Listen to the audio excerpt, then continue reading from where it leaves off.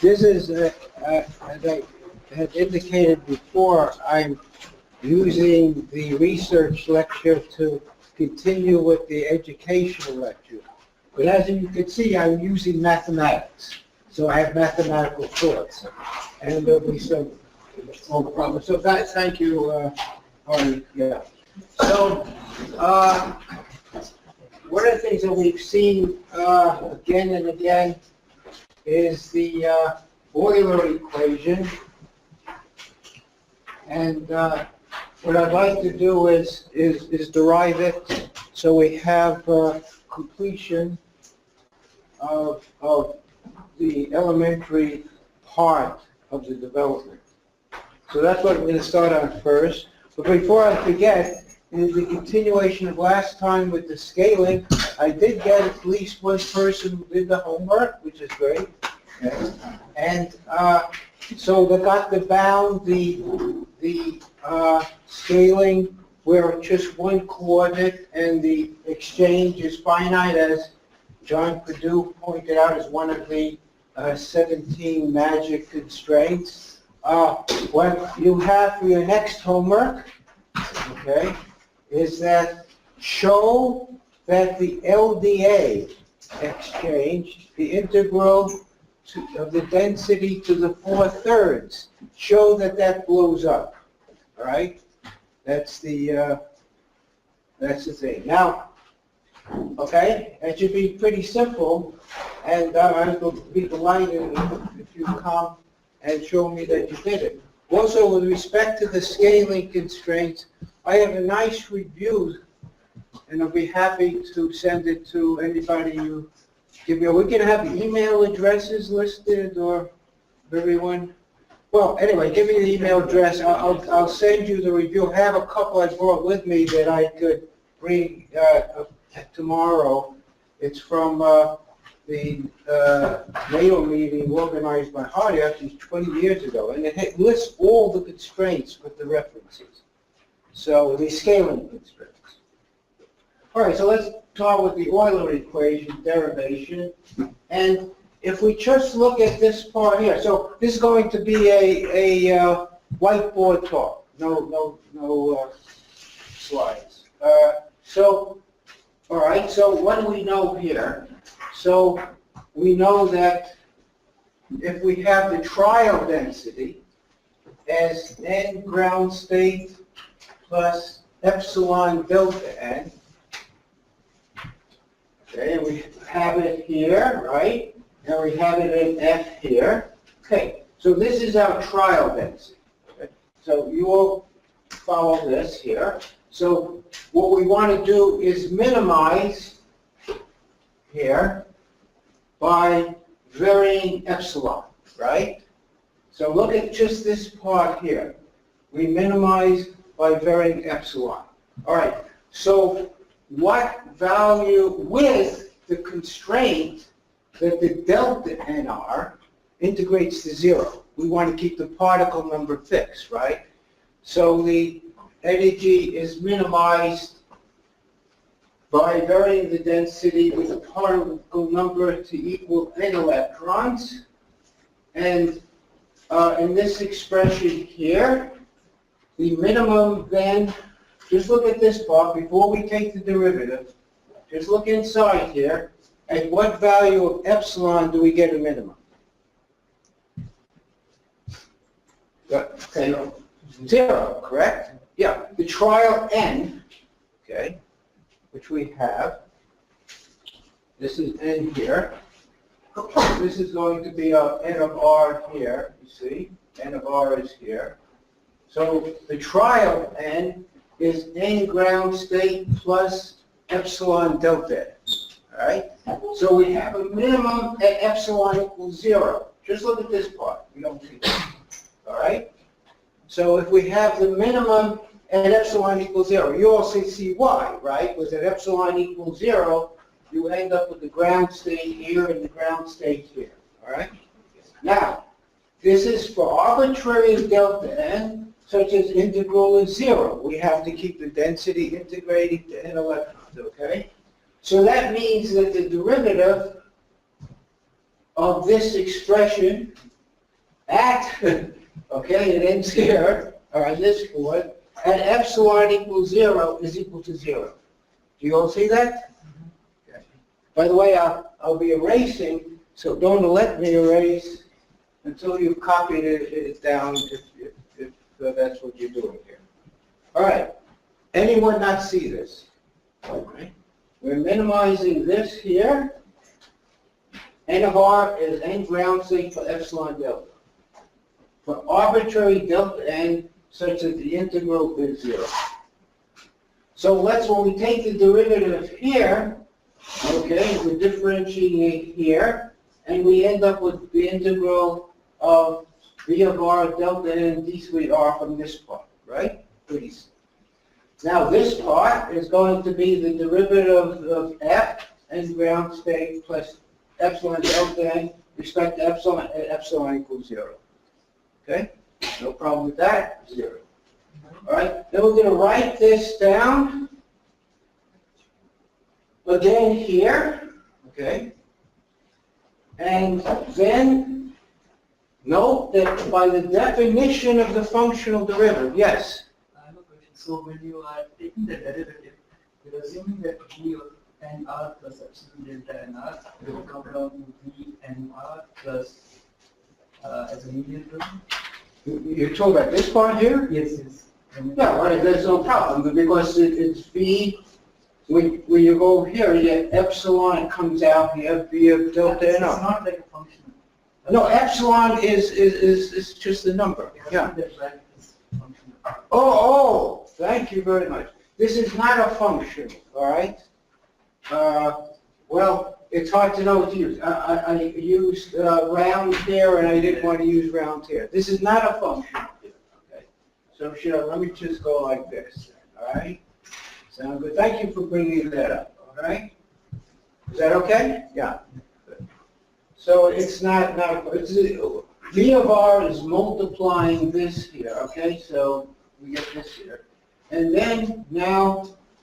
All right, so we take the derivative, this part is 0, and we're just taking the derivative here, right? And we get this. You all see this? Okay. This gives this.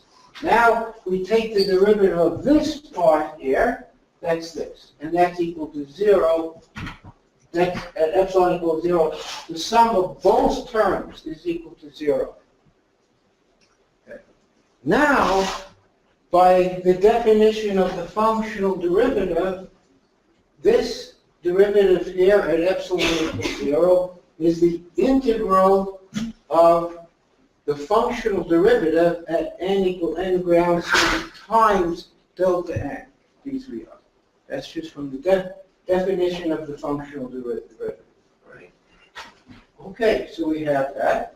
So the next thing we do, that's equal to 0, is go over here and factor out the delta n of r here, right? Okay? So everything is clear on this board so far? So we have this over here. Okay, so now remember this integral is equal to 0 for arbitrary, okay, which we pointed out over here too. So this is for arbitrary delta n such that it integrates to 0. That means that this whole part here, okay, is equal to 0 within an additive constant. So what it's saying here is that this part here is the constant. This part here is the constant.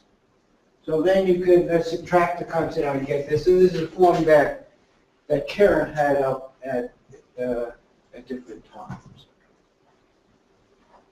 Now, I don't want to get into now, but Whitedale had a form like this with the chemical potential, where you're taking functional derivatives, changing particle number, you're taking functional derivatives, you're involved with the chemical potential. But the important thing here, as far as getting Euler equations for the computation within cone-sham, etc., Thomas Fermi form, etc., an extended Thomas Fermi form, this with an additive constant.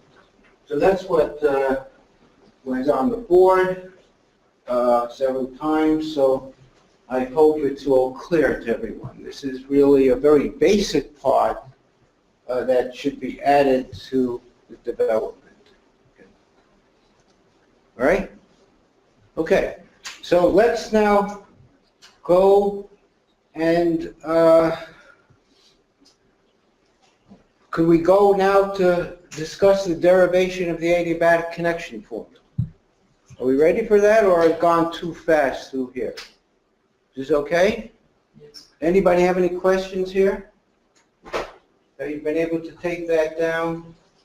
Okay, yeah? Any questions? Good. All right, so now let's get the adiabatic connection formula here. And, okay, so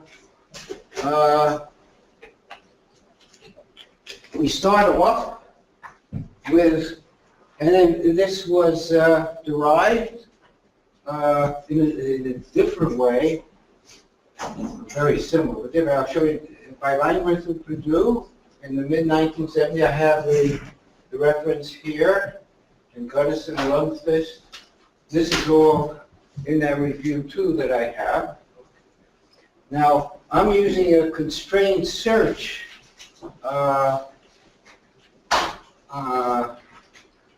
way of derivation. When Whitehouse put it up yesterday, he assumed V representability throughout. This is an alternative way of doing it, and either way is really fine. And this is actually more general because it doesn't require V representability along the path. So we have F lambda n by definition of 3 lines, right? The only difference, Whitehouse had lambda up here, but if it's okay, put it down here. Okay. So we have F lambda n is the minimum psi yields n psi t plus lambda v. All right? It's a constraint, so it's just a definition. All right? Okay? So, okay, so we're going to call the minimizing wave function psi n lambda. Okay, nothing. This is a definition, and in a sense, this is definition 2. All right, so the next part is to note that the endpoints, we want to go from 0 to 1. Remember the integration yesterday was from 0 to 1?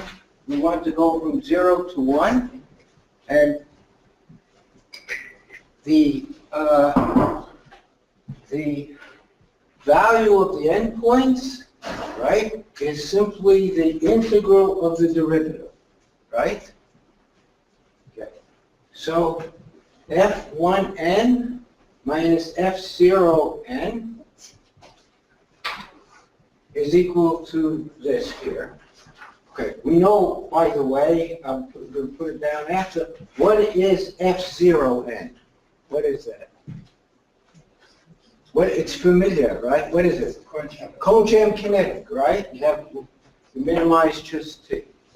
And what is F1n? That's the physical thing, right? Okay. With the interaction. So F1n, now we take the derivative in here, right? So there are 2 places where lambda occurs. One, it occurs here, and the other, it occurs here and here. You see, right? Okay.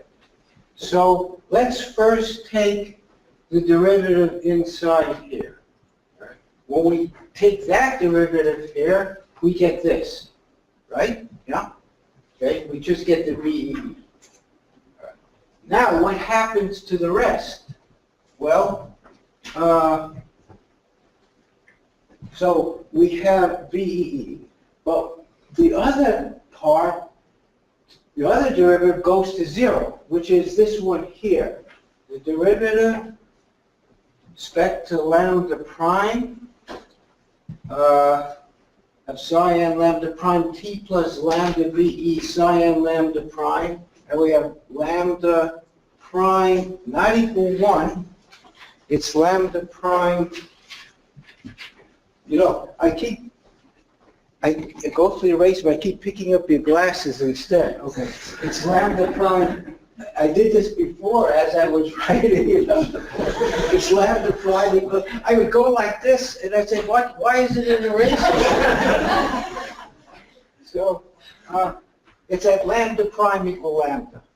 All right. So this is 0. Okay. Why is it 0? It's an important step. Why is this derivative of psi n lambda prime t plus lambda VE psi n lambda prime equal lambda? Why is that 0? What is the definition of psi n lambda? It minimizes t plus lambda VE, right? T plus lambda VE. So any other lambda prime here, if I put lambda prime here, I get a bigger number. So I'll just, that's, okay. Oh, I can erase this here. Let me do that. Where are your glasses? Where is it? On the board. Okay. All right. So, what? May I erase this now? I thought you were going to. No. Am I okay over here? Oh, we go over here. Okay. Well, we do want to go over here. Okay. So, but this is a key part of the derivation.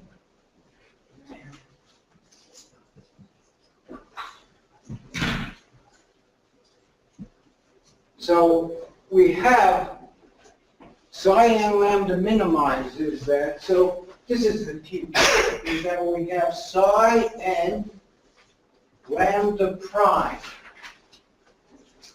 t plus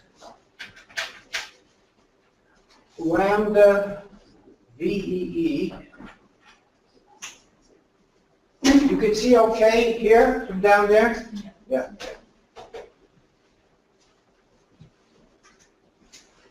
Psi n lambda prime is greater than or equal to psi n lambda t plus lambda VE psi n lambda prime, right? Psi n lambda, right? Because what we have is that psi n lambda minimizes this t plus lambda VE, right? So when you have the lambda in here, you get less than or equal to any other value, right? So therefore, holding this fixed now, and I'm just taking the derivative with respect to lambda prime. So I'm changing lambda prime. I'm keeping lambda fixed, right?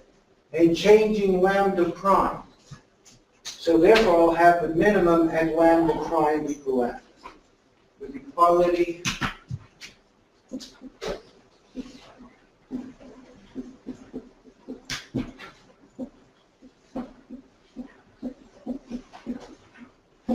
okay? So this derivative is 0. And therefore, f1n minus f0n is this integral here. All right? Correct? You don't believe it? What? Sure, why is the sum? Why is what? Why this is 0 from that? From here? I'm just changing the lambda prime here, fixing lambda here, and psi and lambda prime, it has its minimum at lambda prime equal lambda.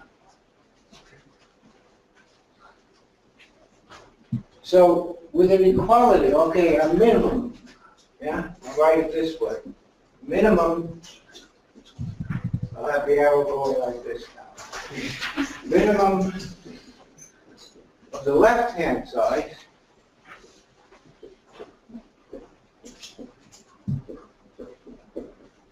at lambda prime equal lambda. All we're varying is the lambda prime up here. Okay? Everybody fine? Yeah. So therefore, when we take this derivative in here, you see, we're moving this here, you see, so this becomes lambda prime here. Yeah? Okay? Okay. So that's, okay, so make it really clear so we can read it. We have lambda prime here. All right, so we're all set now here? It's okay? We'll talk later. All right. So this is okay, all right? Okay. So now, let me erase this here now.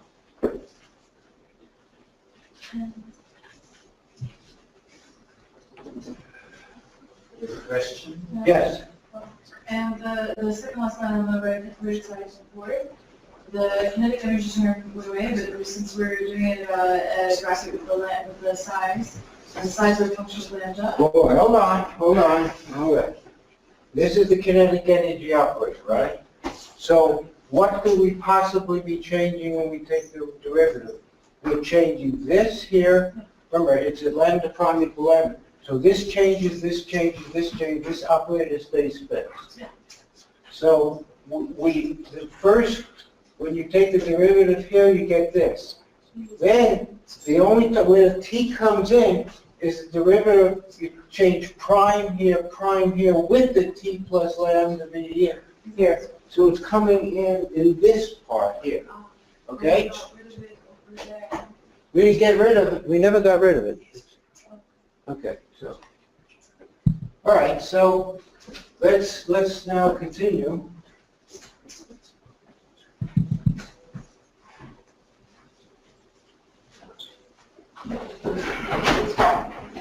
Okay, we'll continue this. And so we then now have f of n minus f of 0. So we have f of 1 is f of n. Right? So we now use f of 1n equal f of n equal ts of n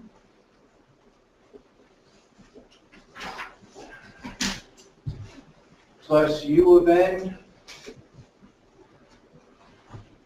u of n here, u of n plus e x c. It's f of n. This is it f. This is getting to the definition. That's just definition of f. Right.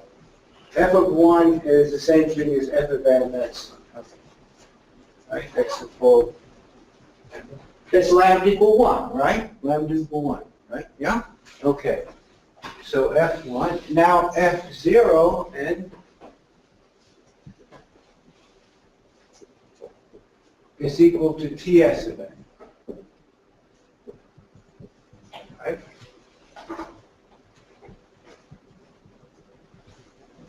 Right, so therefore, this then becomes, so we have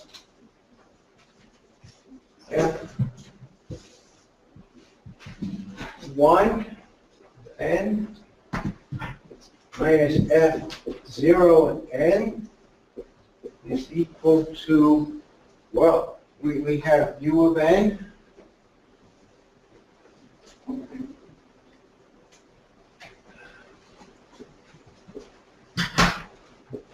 plus EXC.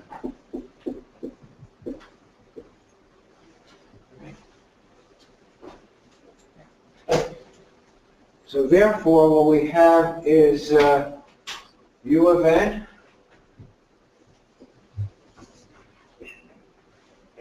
plus dxc of n is equal to this integral here, integral 0 to 1, psi n lambda VE psi n lambda d lambda.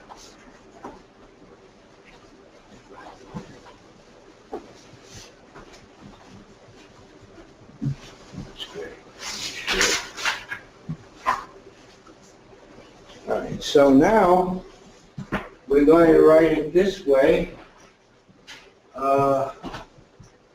We'll put this back here. So we're going to write it dxc of n is equal to the integral of 0 to 1. And we're going to write it this way.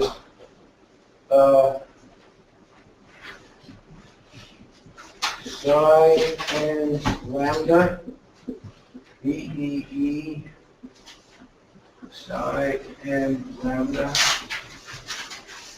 minus u of n.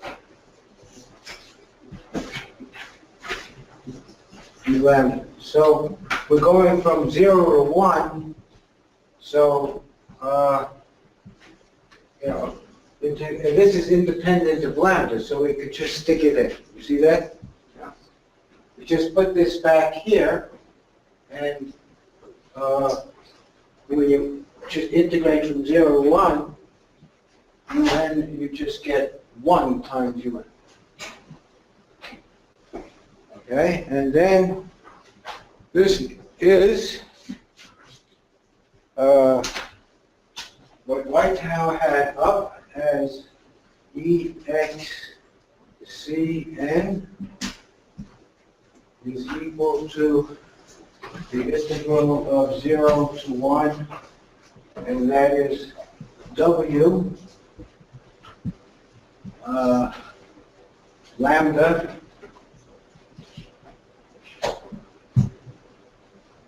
n, and he may have had the lambda up here, but it should be clear, okay? And d lambda. Okay.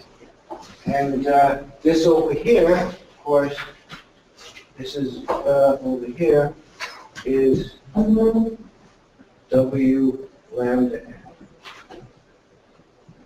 All right, and this is it. This is the adiabatic connection formula. All right? You okay? Everybody understands the derivation? Okay, good. You do it? No. All right. So I have the whole thing on the board here. We use this. All right. Okay. So let's now look at let's see, we could erase this here. Is that okay to erase this? Okay. And let's put down a few properties. Just a few. Now, as indicated by Whitehouse, if we could get at this by looking at the properties of this, you see. Okay. And we have to derive various properties, and the MCY functional and from these properties. Karen's looked at the properties. Who has looked at the properties, etc. Okay? All right, so let's look at some of the properties here. So these properties that I have the review, and you come see the list tomorrow you have the original Levy-Purdue 1985 paper, then there was a paper afterwards with Levy-Yang and Parr. Yang had a separate paper, I had a separate paper in 91, and then I had a paper with John Fisher B in 93, and all these are listed. Bring the review, I'll send you the review of these references. So these are the references that give some of the properties here. And one of them is the following. So we have this integral here. And now we'll just look at this, all right? And from the definition of psi n lambda, it's the wave function that yields n and minimizes t plus lambda VEE. What do you think happens to the expectation value, this expectation value, as we increase lambda from 0? Should it stay the same? Should it go down? Should it go up? So, well, what happens is that it goes down because we're increasing lambda, right? And psi n wants to minimize this, and therefore, with respect to the expectation value of V, it's going to want to go down. So in the paper with John, we decided to do this. So one of the properties is some WL lambda n, the partial lambda, okay, is decreases, is less than 0, all right? That's one thing. From its definition, the importance is always to look at different definitions. Another is from coordinate scaling, and that's W lambda n is equal to lambda W1, and then we're scaling by n, 1 divided by lambda, where we have n 1 over lambda r is equal to lambda to the minus 3 and x divided by lambda, y divided by lambda, and z divided by lambda. That's it. And the other has to do with the Lie-Oxford bound, which has W lambda n is greater than or equal to minus c Lie-Oxford, the integral to the n to the 4/3 r, d3r. And should say that 2 electrons special bound was given with Ledoux, Burke, and Brzezinski. Okay, but this is the bound here. Now you know that it's monotonically decreasing, so that the lowest value is at lambda equal infinity.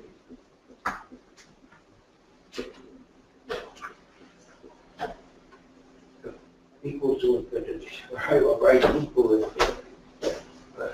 Yeah. Didn't follow those. What is the LO? Lie-Oxford.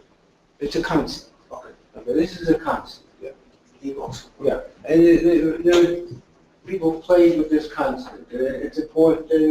It's a part of the constraints that John had put up. All right.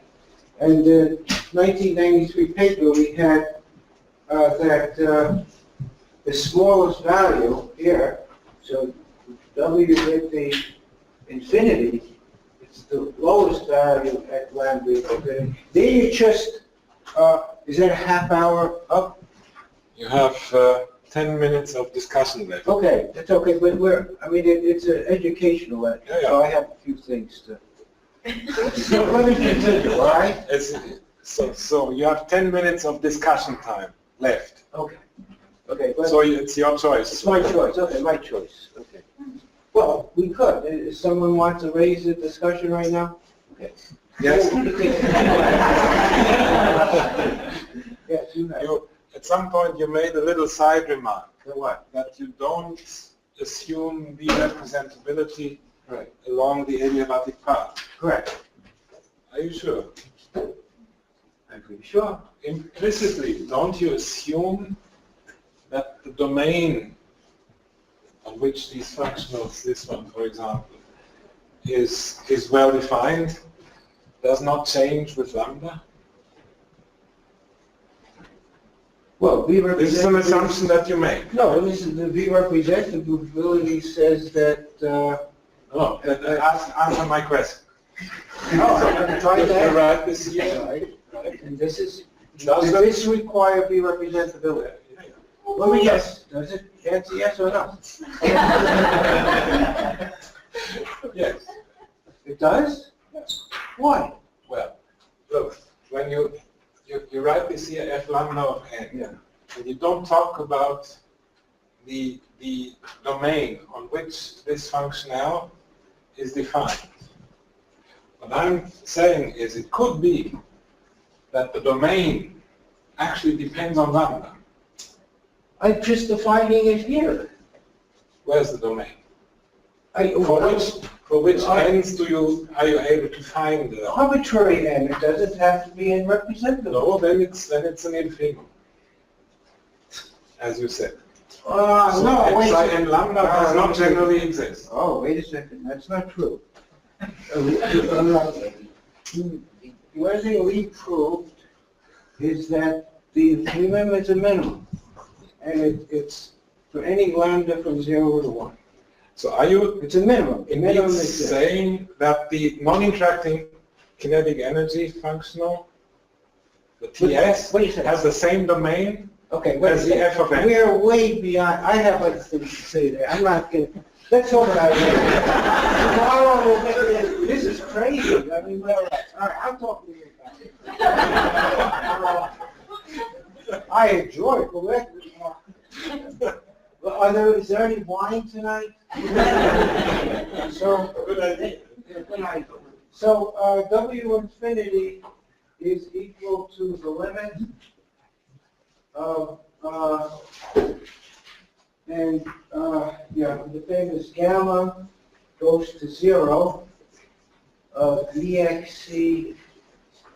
I just want to tell you that, that there are some very important constraints that help to approximate this. Okay, that's important. All right, so now we have finished. Any questions about this here? Okay. Yes. So I don't understand why f lambda, any kind of y can't go up when I increase lambda. This is scaling, coordinate scaling. No, earlier. Well, he asked this, and I haven't defined this. This is scaled by gamma, all right? This is the coordinate. And so n gamma, x, y, z equal gamma cubed and gamma x, gamma y, gamma z. Okay.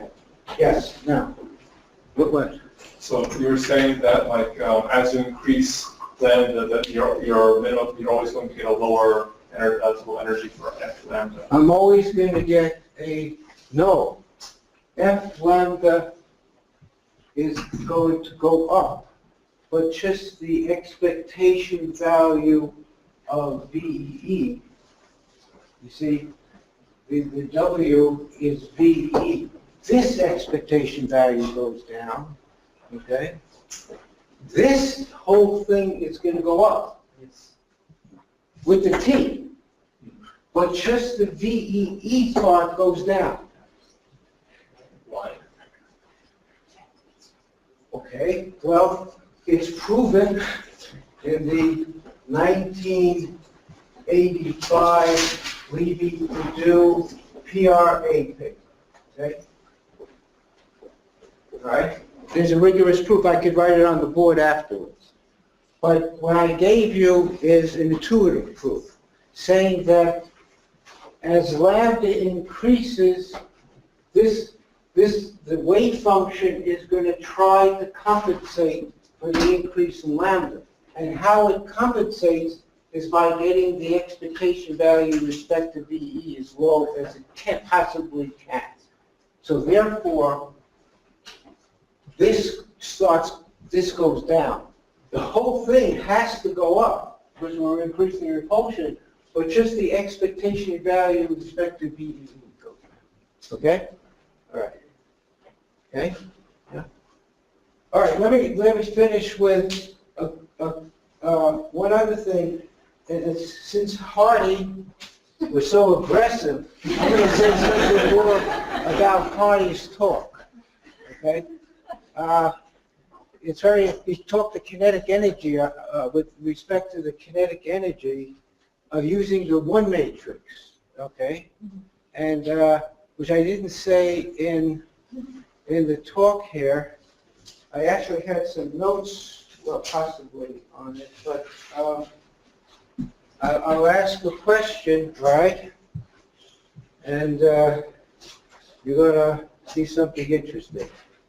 We have a functional, okay, so what essentially in one matrix functional theory, the kinetic energy we have exactly, right, for any arbitrary trial one matrix, all right? The kinetic we know, exactly. The density is fine with the external potential. So the unknown is the unknown is associated with the repulsion energy. Okay. So in this theory that he talked about in a very nice summary of the different theories and has been working on, and has a workshop that he invited me to.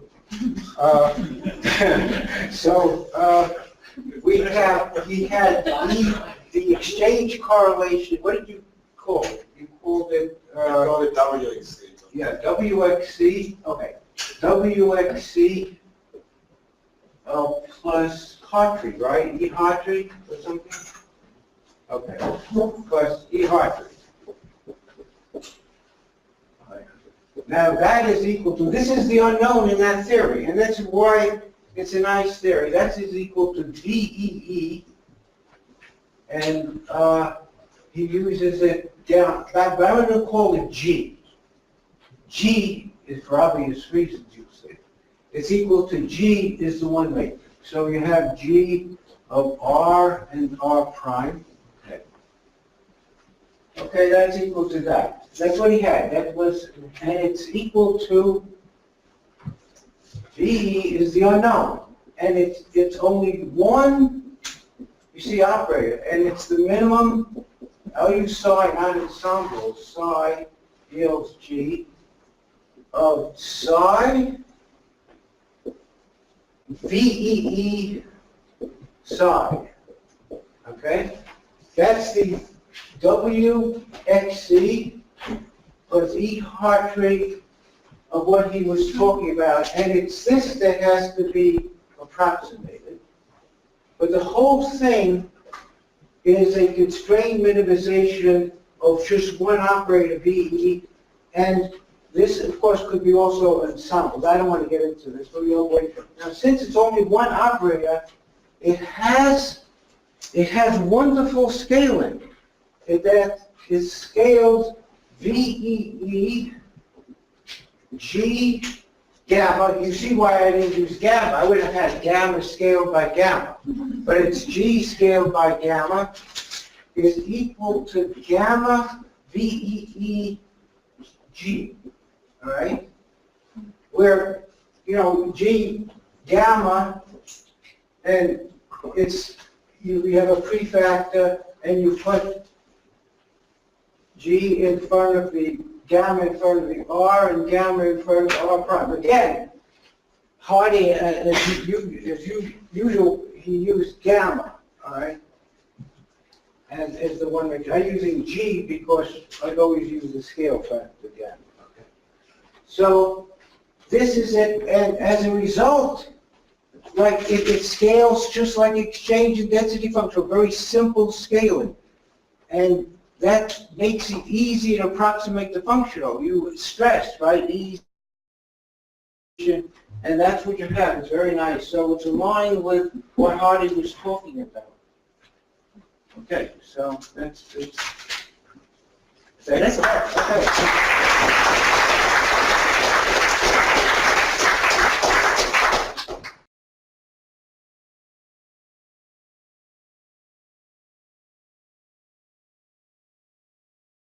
I have to say what happened with the argument, right? Just one moment, is that okay?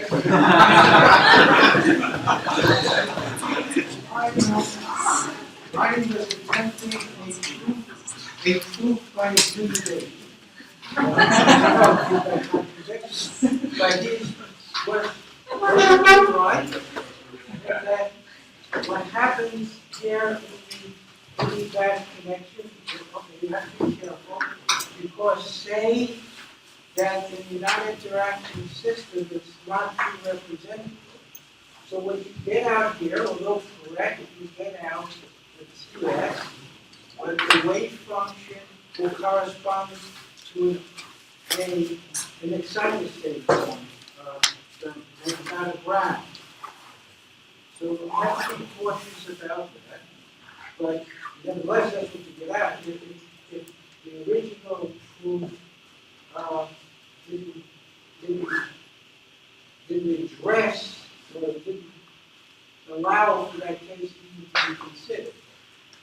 But in any case, when it's V representable, it's a short state V representable all the way, this is exactly the same as the original proof.